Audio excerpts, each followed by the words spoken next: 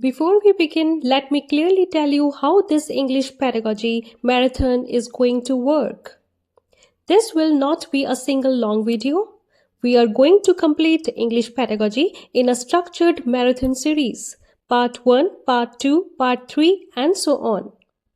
Each part will focus on one core block of concepts, exactly the way CTET expects a trained teacher to think. One more important thing, I want to make it clear from the beginning. This particular series is being delivered in English. The reason is very simple.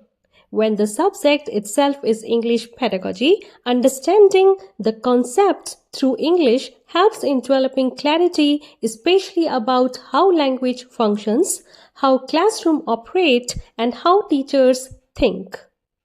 However, please understand this very carefully. This doesn't mean that Hindi support is not available.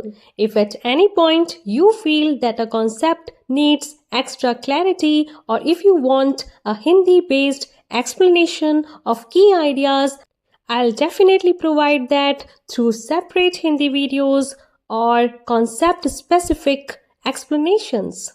So do not worry about language. Focus on understanding the idea.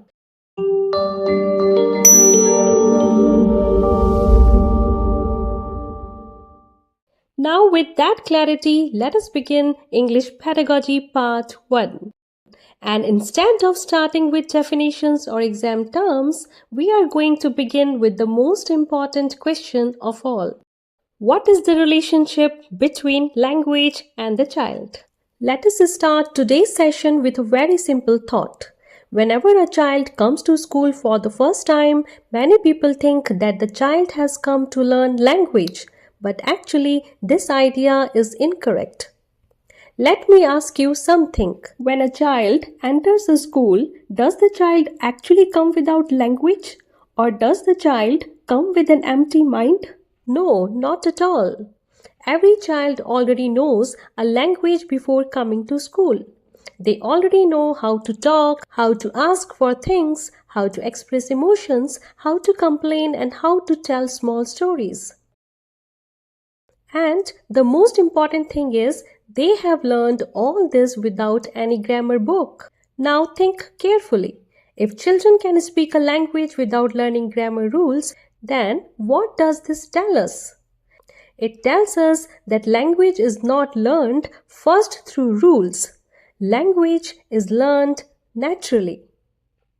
This natural process is called language acquisition. Children acquire language by listening to people around them, by interacting with family members, and by participating in daily life. No classroom is needed for this, no textbook is needed. This point is extremely important for CTET. For example, when a question asks how children learn language, the focus is always on meaningful interaction, not grammar rules or drilling.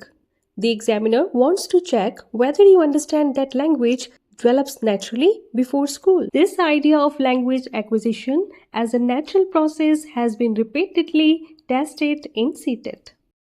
Now let us understand one more thing. In a country like India, most children do not grow up with only one language. They hear different languages in different places. One language at home, another language outside, another language in school, and sometimes another language on television or mobile. So, multilingualism is not something special, it's normal. Now, the problem starts in classrooms. Sometimes teachers feel that the child's home language is a problem. They think that to learn English, the child must stop using their first language. So, the child is told, do not speak your home language, speak only English. Slowly, the child starts feeling uncomfortable, they become silent, their confidence reduces. This situation is called subtractive bilingualism. Subtractive means something is taken away. The child is expected to learn a new language by losing the old one. CTET doesn't support this approach. This is a very important point because CTET often checks whether you can identify what is being lost in the classroom situation. Whenever a question talks about loss of mother tongue, silence of the child, or language being replaced, the answer clearly points to subtractive bilingualism. Now let us look at the correct approach. A good teacher understands that the child's home language is helpful. It can be used to explain ideas, to build meaning, and to support learning. When the teacher respects the child's language, the child feels confident. They do not feel afraid of English. This approach is called additive bilingualism. Additive means something is added. Here, English is added without removing the first language. This is the approach CTET clearly supports. So notice the difference very clearly. Nothing is removed here. Something new is only added. If a question says both languages develop, home language is respected, or language is used as a support, then it clearly indicates additive bilingualism. Now let us clear one common doubt. Many people believe that if a child learns two languages together, they will get confused. This is not true. Children are naturally capable of learning more than one language at the same time. There is no confusion. Instead, children become more flexible thinkers. CTET also checks whether teachers believe in myths or in child language research. So, whenever a question talks about confusion due to two languages, remember, pedagogy clearly rejects this idea. So, pedagogically, this is clear. A child's language is not a weakness, it is their strength.